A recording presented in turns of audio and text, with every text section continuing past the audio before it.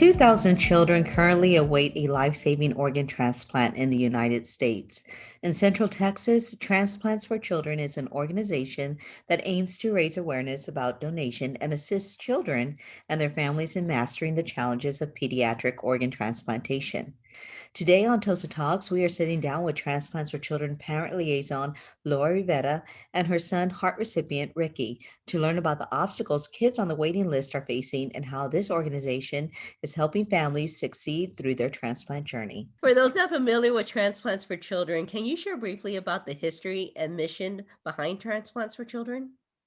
Transplants for Children was started back in 1986 by Eric and Sharon Sutton in honor of their son, Richard Sutton, who was a liver transplant recipient. Back in the 80s, there was really nothing out there to give them information. So they wanted to start something to help other families through their transplant journeys. The mission is to help children and families master the lifelong challenges for pediatric transplants.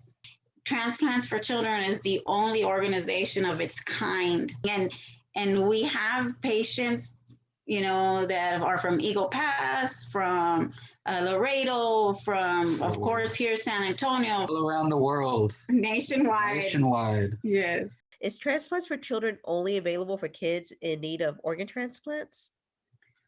No, it's available for if you have a transplant or are you waiting for a transplant, up to age 26. We wanted to make sure that, just because, all the children, sometimes they reach 18, but they still have a lot of things going on past 18. So it's great that, as they're getting older, they still have support systems. Could you share more on your personal connection with Transplants for Children? Sure.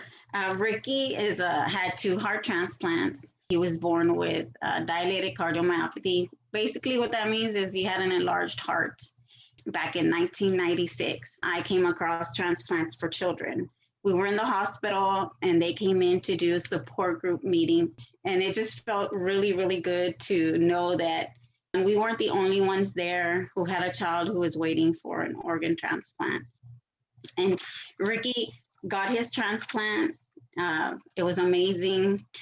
He was only weighing 7 pounds and he was 6 months, and so when he comes out of surgery, he's this chubby little red cheek baby. And I mean, it was awesome to see him look so different.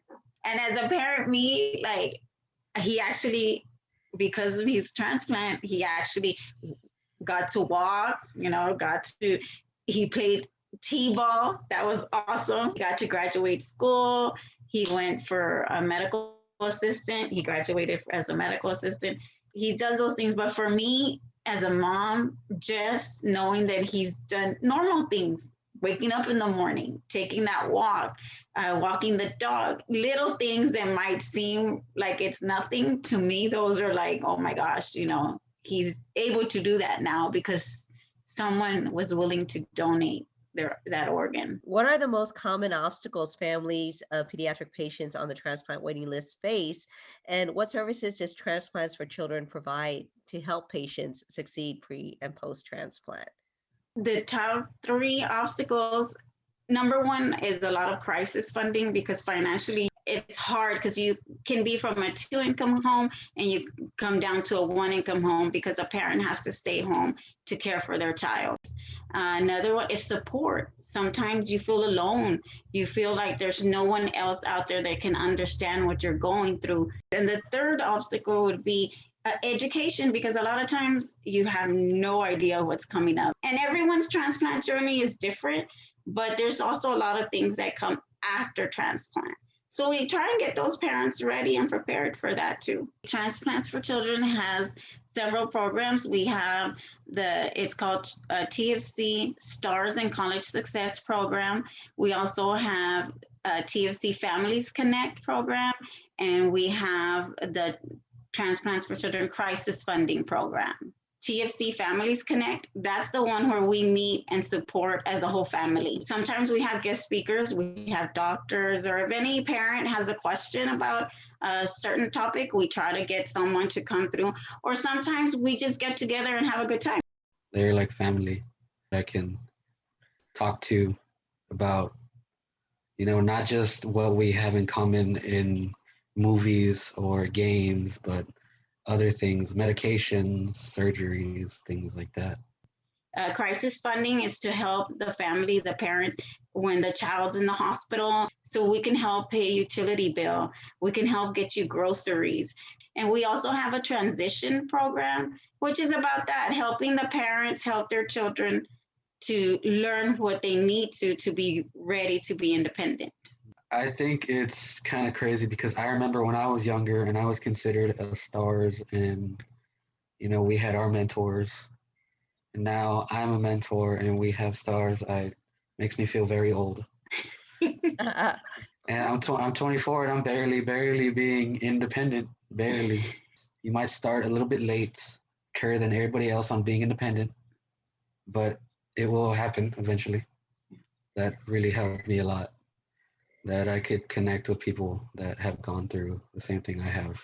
What words of encouragement do you have for families of pediatric patients on the waiting list? I want those parents who if their child's waiting or recently transplanted, I want them to see Ricky and also understand he did it. He has a future, so they know their child can be successful and do everything that they can. They can reach for their stars. Their kiddos can do anything. The community can help by registering to be an organ donor and spreading awareness for organ donation. Thank you, Laura and Ricky, for joining us to educate on the important mission of Transplants for Children and sharing your inspiring story to encourage others on the journey. Keep up the great work. To learn more about Transplants for Children, you can visit them online. And do your part by signing up to save lives as an organ donor by visiting TOSA1.org. And we'll see you next time on TOSA Talks.